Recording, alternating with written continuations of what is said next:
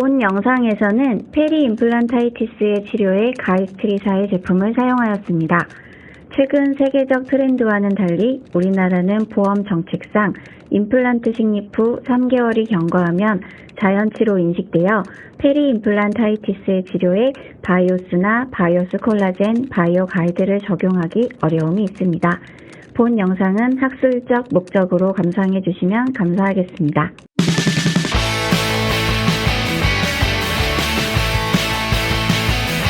네, 금요일 19시 19분 동안 초특급 라이브 서저리 커멘터리를 하는 19금 서저리의 단국대 치주과 박정철, 조인우 교수입니다. 네, 안녕하세요. 안녕하세요.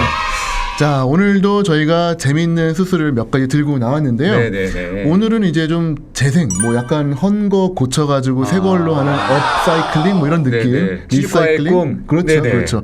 이러한 게 되겠는데 하나는 이제 저는 임플란트를 좀 네. 준비를 해왔고요. 조 교수님은 자연치를 가져왔습니다. 자, 망가졌다고 버릴 게 아니라 고쳐가지고 한번 잘 써보자.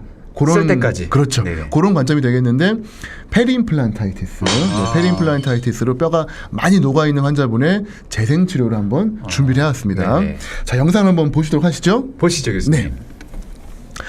보시면 35번, 7번 부위인데요. 네. 37번 부위는 거의 보시면은 부착 점막 없이 완전히 그냥 베스티뷸로 치유가 되어 있었고 8mm가 들어갔네요, 방금. 예, 거의 그냥 헐렁헐렁 그냥 나사가 오돌오돌 늦춰질 정도로 거의 버클 쪽의 뼈가 지금 하나도 없는 상태셨습니다. 뭐 이런 경우에 브릿지를 뜯어내고 임플란트를 제거하는 것도 충분히 고민해 볼 수는 그쵸. 있었지만 네. 환자분들 어렵게 심은 걸 또 빼고 싶어 하지는 않으시기 때문에 그쵸. 이런 경우에는 환자분께 양해를 구하고 네. 재생이 100%는 좀 어렵다. 왜냐하면 컨테인드 디펙트가 아니기 때문에 하지만 어떻게든 최선을 다해 볼 테니까 네. 요 관리 잘 하시고 이후에 한번 잘 써보자라고 네. 해서 어느 정도 예견된 결과를 좀 미리 말씀을 드리고 동의만 하신다면은 진행을 하고 있습니다. 시도를 해보는 거군요. 그렇죠. 네네. 네. 일단은 결과 자체로는 아주 좋지는 않겠지만 여러 가지 노하우가 있기 때문에 그쵸. 그거를 오늘 조금 소개를 해드리도록 하겠습니다. 만일에 이제 처음 초진 환자로 이런 분이 왔었다면 저는 네. 나중에 논문을 통해서 보여드릴 에들란 메이어 테크닉을 아마 시도를 했을 것 같은데 네. 이 경우에는 일단은 재생치료를 좀 먼저 보여드리고 그 이후에 제가 논문을 통해 가지고 간단하게 좀 보여드리도록 네. 하겠습니다. 기대하겠습니다. 네네. 자, 보시면은 판막을 이제 거상을 했고요. 네. 워낙 연조직이 바로 임플란트 표면에 달라붙어 있다 보니까 네. 블레이드를 이용해가지고 지금 잡아 뜯고 있습니다. 아하. 손쉽게 제거되시는데요. 이게 오히려 페리임플란타이티스의 장점이라고 하면 좀 그렇겠지만 치아는 막 네. 떡져 있잖아요. 네. 막 PDL이 막 나풀나풀 있고 하다 보니까 네. 막 머리카락이 막 100개씩 되고 하는데 네. 페리임플란타이티스는 워낙 연조직이랑 잘 안 붙다 보니까 그렇군요. 잡고 그냥 뜯으면 그냥 쑥 뜯겨 나오고 아하. 임플란트 표면이 확실하게 노출이 되죠. 네. 이 다음에 이제 뭐 여러 가지 방법이 있습니다만 학술적으로 확실한 거 아직까지는 명확히 없습니다만 네. 어쨌건 최선을 다해야 된다라는 원칙 하에 일단 울트라 스케일링을 이용을 해가지고 네.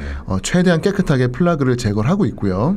지금 보니까 픽스처 위에 어버트먼트가 아니라 바로 크라운이 연결되어 있는 것 같은데요. 그게 아마도 원인의 하나였을 수도 있습니다. 네. 근데 뭐 여러 가지 보철적인 것들이 기여를 하지만 네. 그래도 최소한 베스티뷸이 좀 얕았던 점, 부착 점막이 없었던 점도 또 기여를 한 것 같아가지고 카레 네, 카레입니다. 인도에서 제가 직접 공수해온 네. 오뚜기 카레입니다. 입술에도 이렇게 발라주신 건가요? 네. 점심시간이 다 돼가지고요. 네. 자, 요거는 이제 다들 아시는 것처럼 테트라사이클린을 커튼볼에다가 적신 건데 네. 뭐 이게 임플란트 표면에 좋은가? 이거는 아직 아무도 모릅니다. 그렇군요. 이 근거가 너무 부족하기 때문에 네. 아직까지는 모르겠지만 그래도 아까 말씀드린 대로 최선을 다하자. 네, 이런 관점에서 지금 정말 최선을 다해가지고 네. 열심히 비비고 닦고 지금 이리게이션으로 엄청나게 진행을 했습니다. 할 수 있는 건 다 해봐야죠. 그렇죠. 그리고 최선을 다해서 좋은 뼈를 한번 드리자. 그런 관점에서 바이오스 콜라겐인가요? 그렇습니다. 네.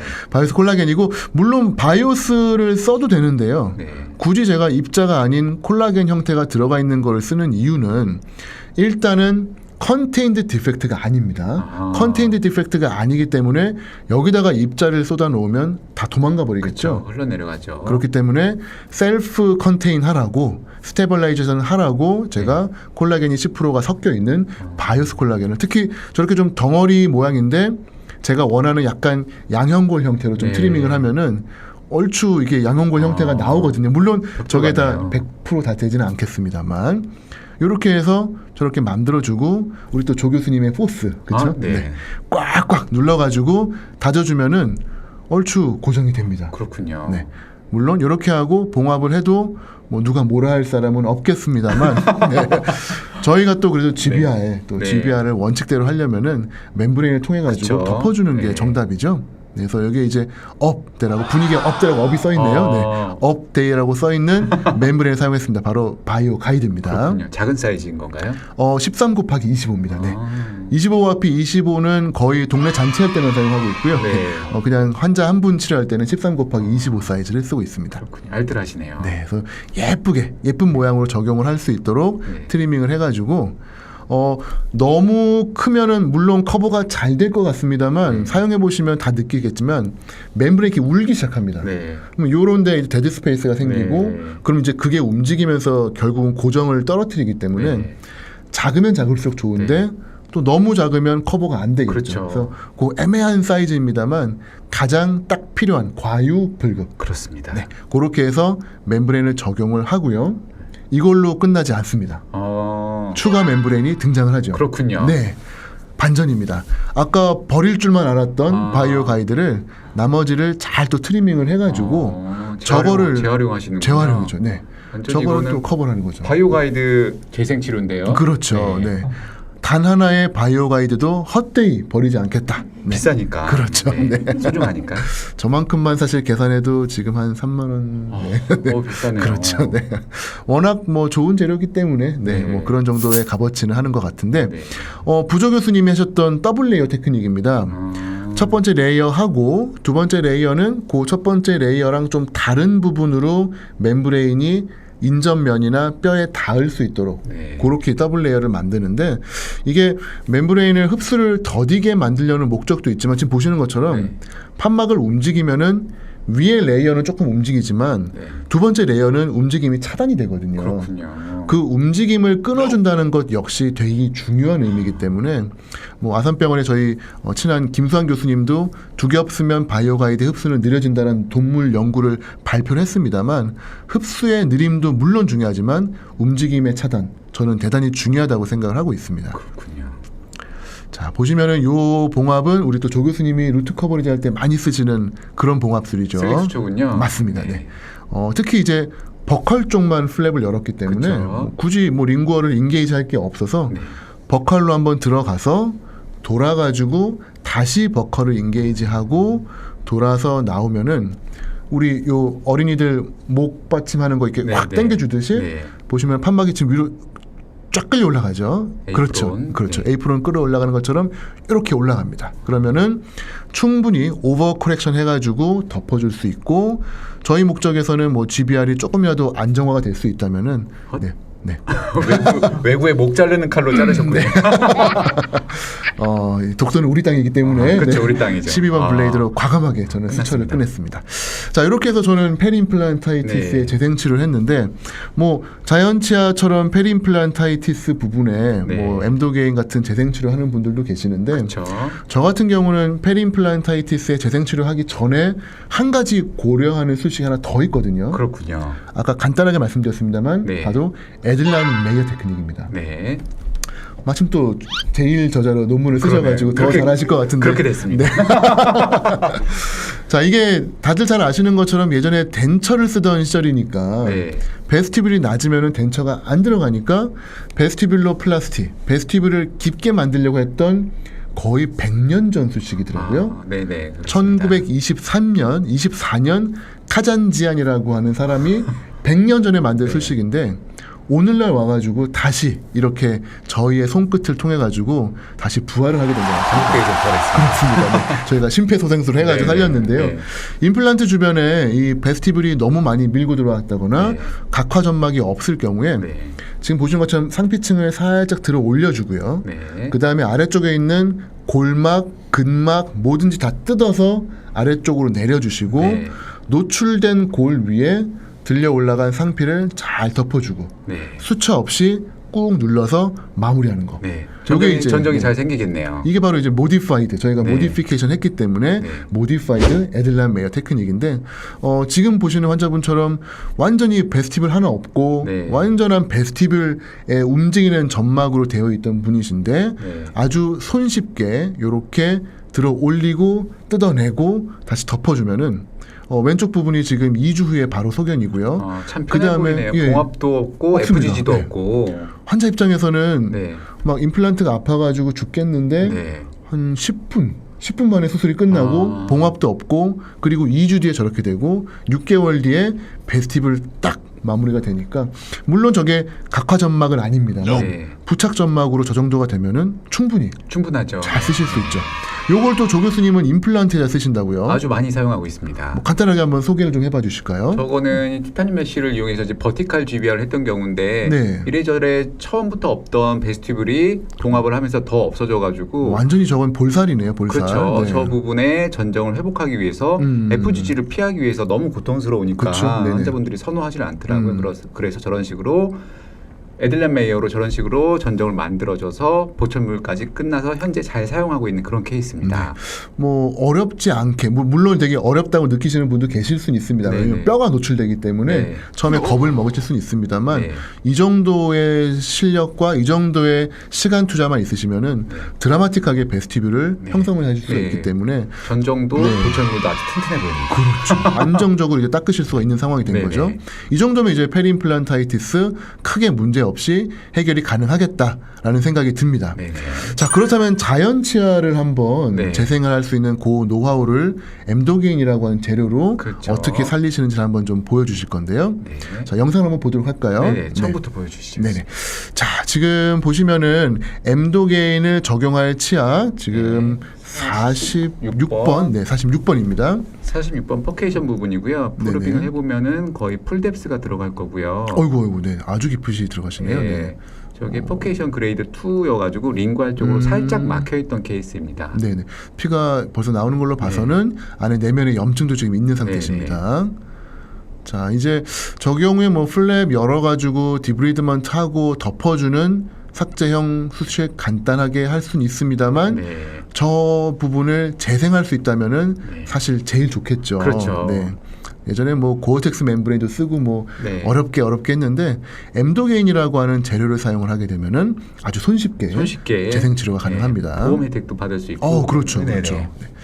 자, 지금 이제 5번 나이프로 판막을 열어서 재생해 주셨고요. 오우, 왕건이네요. 네. 엄청나게 지금 큰 게 나왔습니다. 네. 네. 저 부위에 저렇게 염증이 많았는데 밖으로는 상당히 멀쩡해 보였다는 게 더 그렇죠. 충격이네요. 네. 네. 지금 사용하시는 건 큐렛인가요? 네, 미니5를 사용하고 있습니다. 저 미니5가 팁 부분이 좀 짧기 때문에 네. 저런 좁은 공간 들어가기 상당히 좀 그쵸. 유용하더라고요. 퍼케이션 시원하게 긁어줄 수가 있고요. 그렇죠. 사실 이런 디펙트가 생겼던 큰 원인은 바로 에나멜 프로젝션 때문에 그랬었는데요. 그렇기 때문에 저 부분을 다이아몬드 벌을 이용해서 네네. 폴리싱 에나멜로 그렇죠. 플라스틱을 해주고 있습니다. 우리 경희대학교 임현창 교수님께서 썼던 논문 CBCT를 이용한 에나멜 프로젝션 빈도 보면은 놀랍게도 동양인 특히 한국인으로 올라올수록 네. 서양에서 동양으로 갈수록 네. 에나멜 프로젝션이 많아지는 연구 결과가 나와가지고 네. 이게 동쪽 끝에 살고 있는 어떤 억울함인지 억울합니다. 안 좋은 건 다 갖고 있는 은근히 것 같아요. 퍼케이션 쪽이 네. 문제가 생기시더라고요. 네. 역시 또 테트라사이클린을 네, 적용을 하셨네요. 카레를 사용하고 있습니다. 네. 자, 이 경우에 원래는 뭐 EDTL을 쓰시는 걸로 제가 또 사실 알고 있는데 네. 오늘은 특히 테트라사이클만 사용했습니다. 아, 그러셨어요. 네네. 네, 알겠습니다. 이렇게 하고 깨끗하게 지금 수세를 했고요. 네네. 치아를 에어를 불거나 석션을 통해 가지고 건조를 시켜주시고 건조하는 게 제일 중요한 부분이죠. 그렇죠. 엠도게인의 적용은 말라 있는 치근면에 요게 네. 이제 포인트가 되기 때문에 네. 말라 있는 치근면에 엠도게인을 바로 적용을 하시겠습니다. 자, 요게 엠도게인인가요? 네, 그렇습니다. 그렇습니다. 나왔습니다. 자, 아래쪽부터 위에 쌓아 올리듯이. 네. 저는 이제 핫도그에 케찹 바르듯이라고 표현을 하는데 그렇군요. 핫도그에 케찹 바르듯이 아래부터 쭉 발라서 이렇게 마무리가 됐습니다. 네. 끝이죠. 네, 끝입니다. 이 상태로 끝입니다. 요게 이제 멤브레인을 사용을 하게 되면은 치주 조직 재생술로 이제 들어가게 그렇죠. 되는 거고 요렇게 해서 마무리를 하시게 되면은 치주 조직 재생이긴 합니다만 엠도게인을 골 이식제로 네. 보험에선 분류하고 있기 때문에 치조골 결손부 이식술로 수납을 내리시면 되겠습니다. 네. 이렇게 해서 엠도게인을 마무리하셨고요. 네, 네. 수처 결과를 한번 좀 사진을 통해서 좀 볼 수 있을까요? 네네 보시죠. 자, 여기 이제 술전 사진입니다. 예, 약간 리세션이 있고 뭐 디펙트가 있었지만 연조직은 잘 살아있던 경우고 수술 후의 사진을 보시면은 저렇게 멀쩡해 보이는데 저 안에 저렇게 많은 염증이 있었다는 게 네. 좀 믿어지지가 않네요. 이런 네. 식으로 봉합 후에 슬링 수초로 마무리했던 사진입니다. 은근히 또 리세션이 또 덮인 것 같은데요. 네, 네. 그 다음에 에나멜 프로젝션은 버로 지금 삭제가 되어 있는 그렇죠. 상태시죠. 네. 네, 좋습니다. 수처는 6제로 6제로로 슬링 수처하는 수처하신 거고. 사진입니다. 네. 이런 방법으로 치아를 깔끔하게 재생을 해주셨고요. 네. 혹시 저희가 기구 조작할 때 뭔가 좀 주의해야 될 부분 같은 게 설명이 조금 가능하실까요? 일단은 우리가 루트 플래닝을 자주 하시는 분도 저런 본 디펙트가 있을 때 그런 유가 조직을 제거하기는 굉장히 어려워하시는데 저런 파란 부분을 우리가 깨끗하게 제거하는 게 루트 플래닝인데 이때 큐렛을 사용하는데 저런 유가 조직은 저 면에 붙어 있는 게 아니라 이 빨간색 골 조직에 붙어 있어가지고 그렇죠. 이 얘기는 큐렛을 저희가 180도로 돌려서 사용을 해야 된다는 얘기거든요. 그래서 다음 동영상을 보시면은 치근 면이 아닌 골 쪽을 지금 긁으라고 말씀하신 그쵸. 거죠. 네. 루트 플래닝을 할 때는 11, 11을 이런 식으로 메지아를 사용하시면 되는데 네네. 디스탈 디펙트의 본 쪽을 11, 12로 이렇게 사용할 수가 있는 거죠. 네. 그러니까 치근 활텍술이기 때문에 치근만 네. 생각을 했는데 13, 골 쪽을 14는 이런 식으로 치아에 디스탈을 사용하는 게 큐렛의 이제 정석인데 본 디펙트는 그걸로 매지 아래에 있는 디펙트를 이런 식으로 유가 조직을 제거할 때 사용할 수가 있고 미니5도 루트 플래닝 할 때 이런 식으로 사용할 수가 그렇죠. 있는데 만약에 유가 조직을 사용할 경우에는 저런 부분 긁는 것보다 본 쪽에 붙어 있기 때문에 네네. 돌려서 이런 식으로 하면 와꾸가 딱 맞아서 유가 조직을 왕건이를 긁어낼 수가 있는 거죠. 왁구 이런 표현 쓰셔도 되나요? 네. 아 그렇군요. 죄송합니다. 근데 그러면은 저렇게 해가지고 뼈를 긁어내다 보면은 네. 어느 순간 재생을 해야 되는데 네. 뼈에 너무 트라우마가 많이 가거나 그러진 않나요? 그건 자세히 안 보여서 모르겠습니다. 그렇군요. 네. 그렇게 세게 긁지는 않습니다. 그렇군요. 네.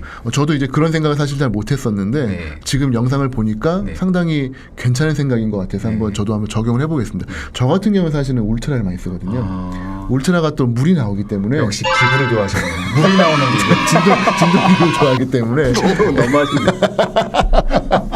이렇게 해가지고 쫙 물을 뿌려주면서 하게 네, 되면은 네. 연조직이 하얘지거든요. 그러니까 처음에는 피랑 섞여 있기 때문에 잘 안 보이는데 네. 이렇게 물을 계속 수세하다 네. 보면은 하얗게 보여요. 이렇게. 그렇죠. 그러면 이제 얘를 그걸로 울트라로 뜯지 못하지만 네. 씻겨진 애를 잡고 뜯을 수가 있죠.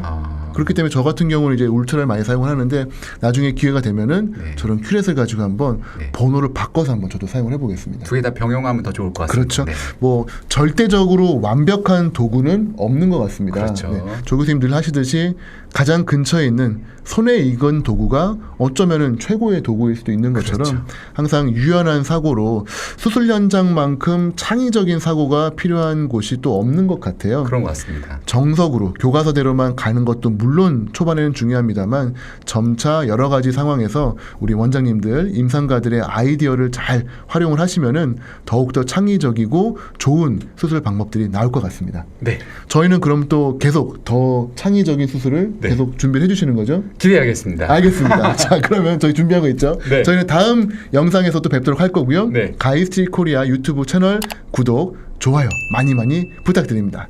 19금 서저리!